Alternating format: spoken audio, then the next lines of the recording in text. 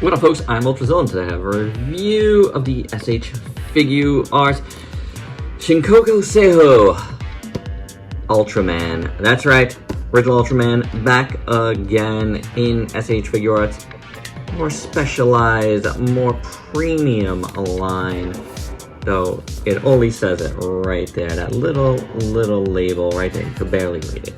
Anywho, got a nice bluefin sticker here. It's still called bluefin on the stickers because I got mine at Kentucky Sales. You can check out their shop through the link down below.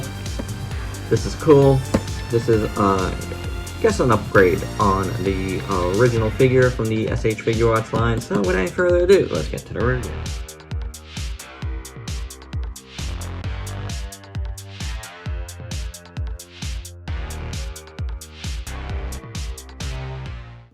And here's Ultraman out of the package, and it looks pretty good. Proportions they're fine, you know. There's nothing really wrong with this guy in those terms, which is good. I do have one issue with this guy visually, and it's not the rubber parts that these Seihou figures are, you know, using, because I actually like it, and I feel like it makes it feel more premium, even though I know folks are scared about cracking and whatnot. I haven't had any of that in the figures I've handled thus far, so I'm not going to really complain about it. You know, and even still, materials wear down over time, so it's not an issue for me. I don't really think about my toys as a forever thing, so, you know, that's not a bother. The thing that bothers me looks-wise is the shoulders on this guy, and whether or not it is accurate or not, I really don't like how they sculpted the shoulders. It just looks pretty ugly in my opinion. So again, it might be totally accurate, and you might be like, oh, so accurate, I love it. It looks ugly. When you factor in the butterfly joint and stuff, it's just blah. I don't know, it doesn't do anything for me. So to me, that's an eyesore on both sides. It's sculpted fine for what it is, you know, and you can see on the back how that looks. Yeah, you know, you might be like, yeah, but look at all that sculpt work. Sure, look at it. I'll give it that. It's got nice sculpt work. The paint is fine on there, but I don't like them. I don't. The rest of the arms are okay.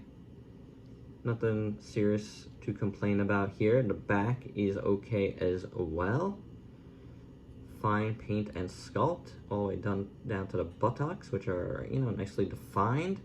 The front part doesn't really have much going on to talk about. The legs, the paint, again, is fine on there.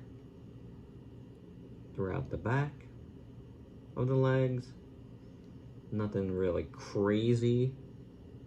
Feet. And I'm zoomed in here, so it's like, even if there's like a small smidge of paint being out of place, it's like, yeah, with the naked eye, it's kind of impossible to see, because I'm having a hard time seeing anything this close. That's just a little, what is that? There's something black on there. Oh, it's gone. So the color timer here looks pretty good. Do dig it. And, you know, the collarbone looks pretty good, actually. The head sculpt is good. Eyes look good. Mouth looks good. Ears look good.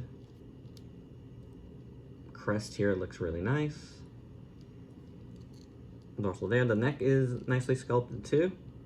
So that's a little bit different. And, yeah. Overall, it's a decent-looking original Ultraman figure. You know, your mileage is going to vary on those shoulders, you know, but, you know, I think otherwise, it looks pretty decent for what it is. As far as the articulation on this guy, you have a head joint and a neck joint that move separately from each other. You have the upper body joint, to watch out, may rub off. Then the waist moves pretty good. Again, you do see some sculpt work in here, but not on the other side. So I'm wondering if that's supposed to be like that or what. I don't know. Then you have a butterfly joint, as we spoke about. And then this joint here, you're gonna have to move it in to get it up and around, but it works. And then you have bicep swivel. This top joint moves as well at the shoulder. You have a double jointed elbow, which works pretty decent. You get all of that going on because the elbow just kind of stays up here, which is a little odd, but you know, it is what it is. You have a hinge and a swivel at the wrists. The legs, you're gonna have to make sure they come down, but they do split. They go forward, they go back, and then you have a thigh joint. Oh, and I popped my joint there. Always a scary thing for me with Ultraman stuff, if you've known my history. Double jointed knee works fine. Hinge at the foot. You can rock this foot a bit. You can, can't you? You can swivel it, but I can't really. This one's rocking a little better. This one's a little tight. It's a little scary. And you have a hinge right there at the foot. So hinge at the ankle here and at the foot. So, you know, you got pretty decent articulation. Nothing crazy better or anything that you haven't seen already. So, but you know, it works. It works pretty good, I guess. For accessories, first up, you get the dreaded color timer. I say dreaded because I really hate color timers. I hate replacing them, and I hate losing them, and all of that. Again, if you know my history with this stuff, you know I don't like color timers. But, you know, you get a red one or pink one, whatever you want to call it, and it does look good. You also get a plethora of hands in all various shapes and sizes for all kinds of things you would need to do. As you can see, they're sculpted very well, you know, nice and silver, and they work.